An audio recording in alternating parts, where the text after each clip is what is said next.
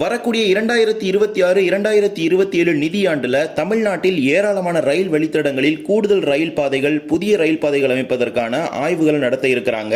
இதில் ஏராளமான திட்டங்கள் முதற்கட்ட ஆய்வு துவங்கி இறுதிக்கட்ட ஆய்வு வரை இந்த வரக்கூடிய ஆண்டுல நடைபெற இருக்கிறது. எந்தெந்த திட்டங்கள் அது வாங்க விரிவாக இந்த வீடியோல பார்க்கலாம். சேனலுக்கு யாராவது புதுசா வந்தீங்கன்னா மறக்காம சப்ஸ்கிரைப் பக்கத்துல இருக்க பெல் ஐகானை போட்டுருங்க. அப்பதான் நம்ம போற ஒவ்வொரு வீடியோட நோட்டிபிகேஷன் உடனுக்குடன் வரும். வாங்க வீடியோக்குள்ள போகலாம். இதுல ஒரு சில திட்டங்களுக்கு இந்திய ரயில்வே வாரியம் ஒப்புதலும் கொடுத்து விட்டது. ஒரு சில திட்டங்கள் முழு அளவில் செயல்படுத்தப்பட்டு விட்டது. இருப்பினும் வரக்கூடிய ஆண்டுகளில் சில திட்டங்களும் செயல்படுத்த இருக்கிறாங்க. ஒன்றன் பின் ஒன்றாக பார்க்கலாம். சென்னை கடற்கரை, சென்னை எழும்பூர் இடையான 4வது ரயில் பாதை பணிகள் முழு அளவில் முடிக்கப்பட்டு பிரதமர் நரேந்திர மோடி அவர்களால் திறந்து வைக்கப்பட்டது. இதே போலவே இருகூர் போத்தனூர் இடையான இரட்டை ரயில் பாதை திட்டத்திற்கு ரீசெண்டா தான் ரயில்வே போர்டு அப்ரூவல் கொடுத்துச்சு. அதற்கான நிதியும் பார்த்தீங்கன்னா ஒதுக்கீடு செஞ்சிருக்காங்க. அதே போலவே அத்துப்பட்டு கும்மிடிப்பூண்டி இடையான 3 மற்றும் 4வது ரயில் பாதை அமைப்பதற்கும் இந்திய ரயில்வே வாரியம் ஒப்புதல் வழங்கி இருக்கிறது. அரியலூரிலிருந்து நாமக்கல் வரை பெரம்பலூர், துறையூர், தாதையங்காரப்பேட்டை வழியாக புதிய ரயில் பாதை அமைப்பதற்கான ஃபைனல் லொகேஷன் சர்வே எடுக்க போறாங்க. அதற்கான குறிப்பிடப்பட்ட ஆய்வுகள் பார்த்தீங்கன்னா நடந்துட்டு தான் இருக்குது. இது 116 கிலோமீட்டர் தூரத்திற்கு அமைப்பதற்கு திட்டமிட்டு இருக்காங்க. அதே போலதான் நீலம்பூர் ரோடிலிருந்து நஞ்சம், இதே போல கோயம்புத்தூரிலிருந்து ஷோரனூருக்கு 3 மற்றும் 4வது ரயில் பாதை அமைப்பதற்கான ஆய்வுகளும் எடுக்க இருக்கிறாங்க. ஜோலார்பேட்டையிலிருந்து கோயம்புத்தூர் வரை 3 மற்றும் 4வது ரயில் பாதை, தஞ்சாவூரிலிருந்து திருவாரூர், நாகப்பட்டினம் வழியாக காரைக்கால் வரையிலான இரட்டை ரயில் பாதை. இந்த திட்டத்திற்கு பார்த்தீங்கன்னா டிபிஆர் எடுக்கக்கூடிய பணிகள் நடந்துட்டு இருக்கு அப்படின்னு சொல்லி ஆர்டிஐ இன்ஃபர்மேஷன் கொடுத்திருந்தாங்க. சோ அது இப்போ என்ன ஸ்டேஜ்ல இருந்து தெரியல. இதுல ஃபைனல் லொகேஷன் சர்வே போட்டிருக்காங்க. அதே போல தாம்பரம், செங்கல்பட்டு 4வது ரயில் பாதை, இந்த திட்டத்திற்கும் ரயில்வே வாரியம் ஒப்புதல் வழங்கி அதற்கான நிதியை விடுவித்திருக்கிறது. விரைவில் அதற்கான பணிகளும் துவங்க இருக்கிறாங்க. அதே போலவே சென்னையிலிருந்து பெங்களூருக்கு அதிவேக ரயில் வழித்தடம், அதாவது புல்லட் ரயில் வழித்தடம், இது போன்ற வழித்தடங்கள் அமைப்பதற்கான ஆய்வுகள் நடத்த இருக்கிறாங்க. ஏற்கனவே பாத்தீங்கன்னா ரயில்வே அமைச்சகத்தால் அதிகாரப்பூர்வமாக அறிவிக்கப்பட்டிருக்குது. சென்னையிலிருந்து பெங்களூருக்கும், சென்னையிலிருந்து ஹைதராபாத்திற்கும் புல்லட் ரயில் வழித்தடங்களை அமைக்க போறதா தெரிவிச்சிருக்காங்க. அதற்கான ஆய்வுகளும் பாத்தீங்கன்னா இப்ப துவங்க போறாங்க. அரக்கோணத்திலிருந்து ரேணிகுண்டாவிற்கு 3 மற்றும் 4வது ரயில் பாதை அமைப்பதற்கான ஆய்வுகள் நடைபெற இருக்கிறது. கடலூர் துறைமுகத்திலிருந்து கடலூர் துறைமுகம் சந்திப்பு, அதாவது அந்த போர்ட் இருக்கு பாத்தீங்களா, அங்க பாத்தீங்கன்னா ஒரு லைன் போடுறதுக்கான ஒரு சர்வேயும் பாத்தீங்கன்னா எடுக்க போறாங்க. அரக்கோணத்திலிருந்து ஜோலார்பேட்டை வரையிலான 3 மற்றும் 4வது ரயில் பாதை அமைப்பதற்கான ஆய்வு நடைபெற இருக்கிறது. அரக்கோணத்திலிருந்து ஷோரனூர் வரை குறிப்பாக ஒவ்வொரு பகுதிகளாக பிரிச்சு இந்த ஆய்வுகள் நடத்த இருக்கிறாங்க. அதாவது சென்னையிலிருந்து ஷோரனூர் வரைக்கும் பாத்தீங்கன்னா 3 and 4th லைன் வர போகுது. அது அங்க நிக்க போறது கிடையாது, மேங்களூர் வரைக்குமே போக தான் போகுது. அதே போலவே கொருக்குப்பேட்டை பேசின் பிரிட்ஜ் இடையே 3 மற்றும் 4வது ரயில் பாதையை உயர்மட்ட மேம்பாலத்தில் அமைப்பதற்கு முடிவு செஞ்சிருக்காங்க. இப்ப இரட்டை தண்டவாளங்கள் பாத்தீங்கன்னா தரையில போகுது. அது 3 மற்றும் 4வது ரயில் பாதை எலிவேட்டட் காரிடார் அமைப்பதற்கான ஆய்வுகள் மேற்கொள்ள இருக்கிறாங்க. கும்மிடிப்பூண்டி, சூலூர்பேட்டை இடையான 3 மற்றும் 4வது ரயில் பாதை, அதே போலவே திருச்சிராப்பள்ளி, கரூர் இடையான இரட்டை ரயில் பாதை திட்டம். இந்த திட்டத்தில் கூட விரிவாக திட்ட அறிக்கை மற்றும் ஆய்வுகள் நடத்துவதற்கு ரீசெண்டா தான் ரயில்வே போர்டு சாங்ஷன் பண்ணியிருந்தாங்க. அதற்கான ஆர்டர் கூட ரிலீஸ் பண்ணிருப்பாங்க, பார்த்திருப்பீங்க. சூலூர்பேட்டை, கூடூர் இடையான 3 மற்றும் 4வது ரயில் பாதை, அதே போலவே அரக்கோணம், செங்கல்பட்டு இடையான இரட்டை ரயில் பாதை திட்டம். இந்த திட்டத்திற்கான ஆய்வுகள் முடிக்கப்பட்டு ரயில்வே வாரியத்துக்கு சமர்ப்பிக்கப்பட்டிருக்குது. இன்னும் அதற்கு ஒப்புதல் கொடுக்கவில்லை. அதே போல ஷோரனூர், மங்களூர் இடையான 3 மற்றும் 4வது ரயில் பாதை. சோ பாத்தீங்கன்னா சென்னையிலிருந்து டைரக்டா மேங்களூர் வரைக்குமே 3 மற்றும் 4வது ரயில் பாதை அமைப்பதற்கான ஆய்வுகளை மேற்கொள்ள இருக்கிறாங்க ஒவ்வொரு பார்ட்டா. அதே பாத்தீங்கன்னா பாலக்காடு டவுன் பைபாஸ் இன்க்ளூட் ஆக போகுது. சோ பாலக்காடு டவுன் பைபாஸ்க்கு பாத்தீங்கன்னா ரயில்வே போர்டு சாங்ஷன் பண்ணிருச்சு. சோ அதுக்கான ஒர்க்ஸ்மே கமிங் சூன் ஸ்டார்ட் பண்ண போறாங்க. அதே பைபாஸ் மாதிரி பொள்ளாச்சியில் ஒரு பைபாஸ் வரப்போகுது. ஒரு அல்டர்னேட்டிவ் ரூட்டா போத்தனூர் வந்து பாலக்காட்டுக்கு, பொள்ளாச்சி, ஆனைமலை ரோடு, கொல்லங்கோடு வழியா போகுது. அதே மாதிரி Ernakulam to Kayamkulam, Kayamkulam to Thiruvananthapuram, Thiruvananthapuram to Nagercoil வரையிலான 3வது ரயில் பாதை அமைப்பதற்கான ஆய்வுகளை மேற்கொள்ள இருக்கிறாங்க. திருவனந்தபுரம், நாகர்கோவில் இடையே ஏற்கனவே அதற்கான ஆய்வுகளுமே துவங்கிட்டாங்க. 2வது ரயில் பாதை அமைக்கக்கூடிய பணிகள் நடந்துட்டு இருக்குது. இதே போலவே தேனியிலிருந்து சபரிமலை இணைக்கும் வகையில் தேனி, எருமேலி இடையேயான புதிய ரயில் பாதை அமைப்பதற்கான ஒரு ஆய்வுகள் மேற்கொள்ள இருக்கிறாங்க.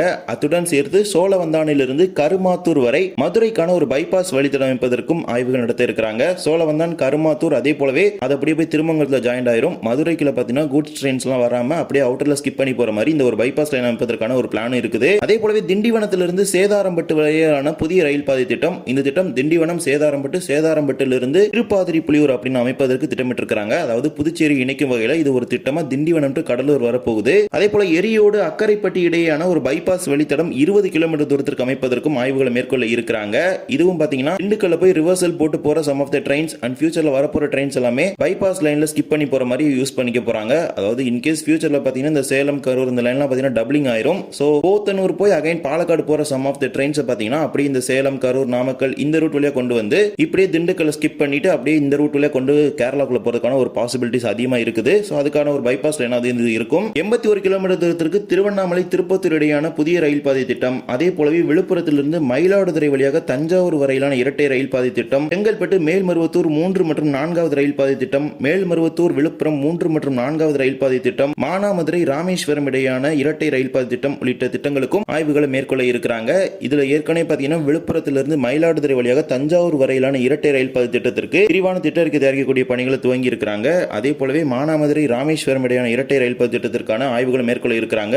இது மானாமதுரை ராமேஸ்வரத்தோடு நிற்க போறது கிடையாது. திருச்சியிலிருந்து மானாமதுரை, அதே போலவே மானாமதுரையிலிருந்து மதுரை ஆகிய திட்டங்களுக்கும் ஆய்வுகளை மேற்கொள்வதற்கு ஏற்கனவே ரயில்வே வாரியம் ஒப்புதல் வழங்கி அதற்கான சாங்ஷன் கொடுத்திருக்காங்க. அதே போலவே 6.7 கிலோமீட்டர் தூரத்திற்கு மேல் பாக்கத்தில் ரயில் ஓவர் பிரிட்ஜ் அமைப்பதற்கான முடிவு செஞ்சிருக்காங்க.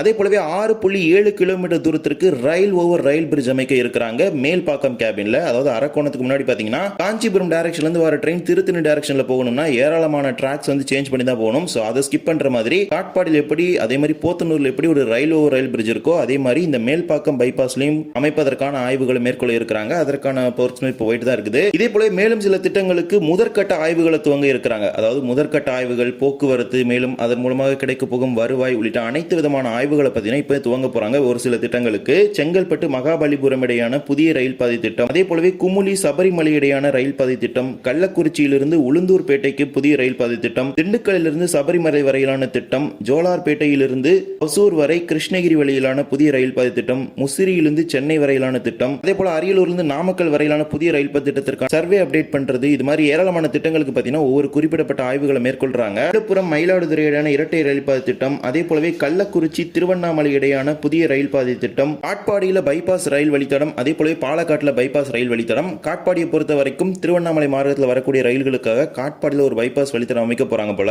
அதே போல பாலக்காடு பற்றி மேற்கொண்டு பார்த்திருப்போம். அந்த வாளையார் காட்ஸ்க்காக பாலக்காடுலையும் பொள்ளாச்சியிலும் ஒரு பைபாஸ் போட போறாங்க. இதே போலவே காட்பாடி, விழுப்புரம், சேலம், கரூர், திண்டுக்கல், ஈரோடு, கரூர் உள்ளிட்ட வழித்தடங்களையும் இரட்டை ரயில் அமைப்பதற்கான அதில் பார்த்தீங்கன்னா விரிவான திட்டறிக்கை தரக்கூடிய பணிகள் நடந்துட்டு தான் இருக்குது. ஸோ அதில் வந்து குறிப்பிட்ட ஆய்வுகளை பார்த்தீங்கன்னா மென்ஷன் பண்ணியிருக்காங்க.